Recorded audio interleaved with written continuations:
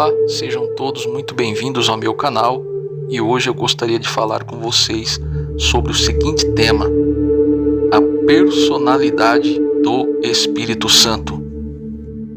O Espírito Santo, nas Sagradas Escrituras, é descrito como uma pessoa, muito embora os antitrinitários afirmam que o Espírito Santo, na verdade, é uma força impessoal de Deus. Os antitrinitários descrevem o Espírito Santo como uma espécie de energia desprovida de vida própria e, portanto, sem personalidade.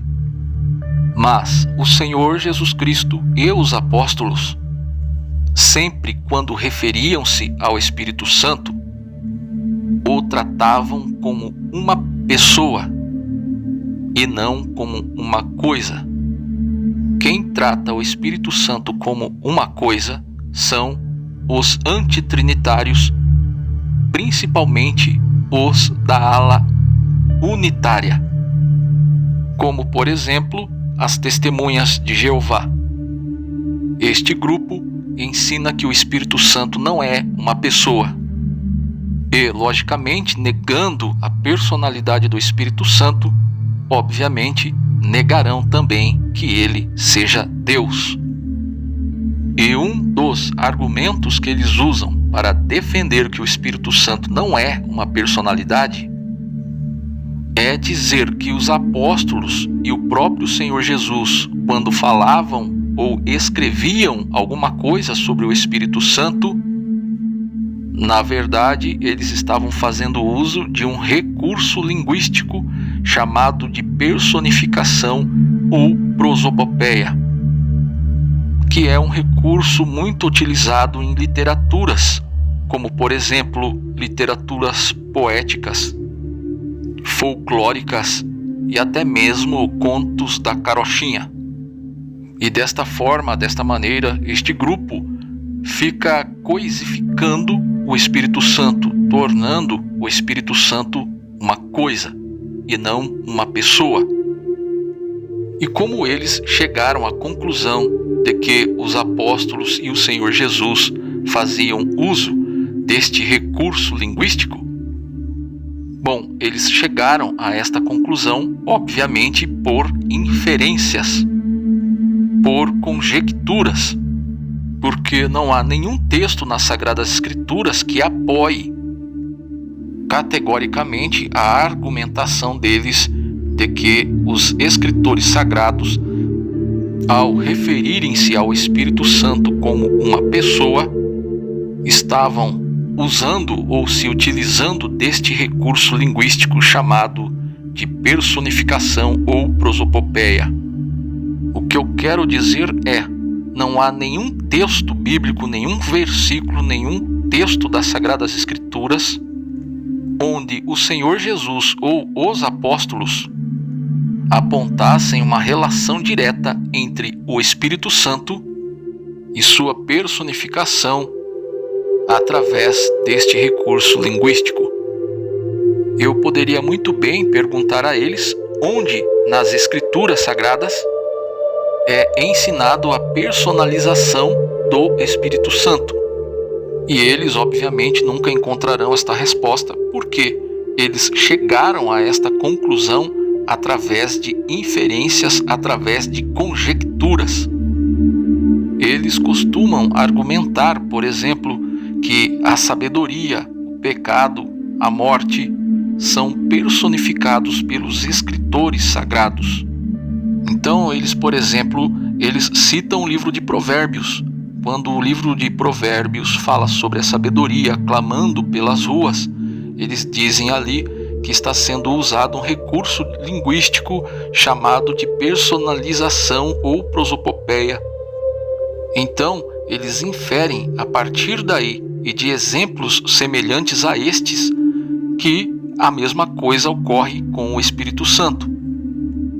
Ou seja, para eles, quando os escritores sagrados falavam do Espírito Santo como uma pessoa, quando o Espírito Santo é descrito falando, se entristecendo, Não é que o Espírito Santo possua uma vida própria ou realmente seja uma pessoa, mas é apenas um recurso linguístico que o escritor sagrado está se valendo para falar acerca desta força impessoal de Deus. Mas será que eles estão certos? Obviamente que não. Eles rebaixam a pessoa do Espírito Santo a um status de coisa, de algo qualquer. E o Senhor Jesus Cristo e os apóstolos nunca o trataram desta forma. Por exemplo, em Mateus capítulo 12 e o versículo de número 32, o Senhor Jesus Cristo fala acerca do pecado contra o Espírito Santo, e que tal pecado não haveria perdão nem nesta vida e nem no futuro. A mesma coisa não podemos dizer acerca da sabedoria. O Senhor Jesus Cristo nem os apóstolos jamais ensinaram que pecar contra a sabedoria é um pecado imperdoável.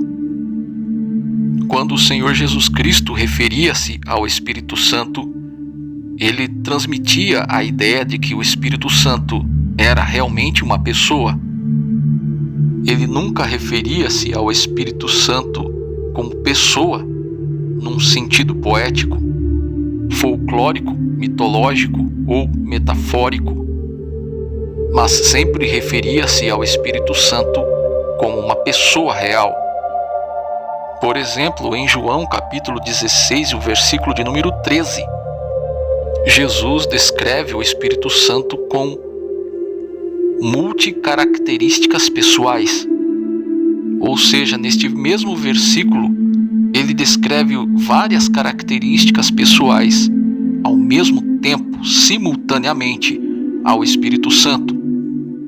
Ali, o Senhor Jesus Cristo descreveu o Espírito Santo como sendo aquele que vem, que guia, que ouve e que anuncia as coisas vindouras.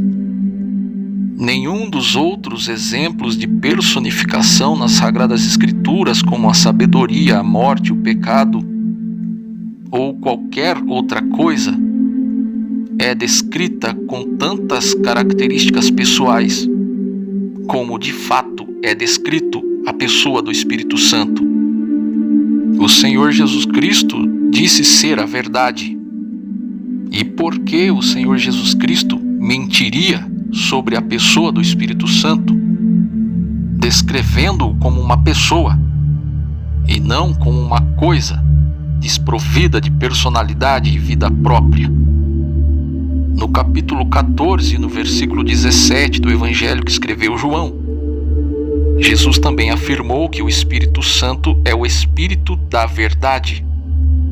Ora, se ele é o Espírito da verdade, é porque ele não pode mentir. Ele não pode se valer de uma falsa identidade. Ele não pode mentir sobre si mesmo. Portanto, se ele é descrito como uma pessoa e também age como uma pessoa, só podemos chegar a uma conclusão: a de que o Espírito Santo realmente é uma pessoa, e não meramente uma força ativa de Deus ou uma energia impessoal e sem vida própria. Vou deixar na descrição do vídeo vários versículos falando acerca da personalidade do Espírito Santo. É só vocês conferirem depois. Mas este assunto não vai terminar por aqui. Vou gravar mais vídeos falando acerca do Espírito Santo e comprovando como 2 mais 2 são 4, que o Espírito Santo possui não só uma personalidade, mas que também é parte de Deus. E é Deus, juntamente com o Pai e com o Filho. Aguardem os próximos vídeos. Fiquem todos com Deus. E até lá, permitindo Deus que sim,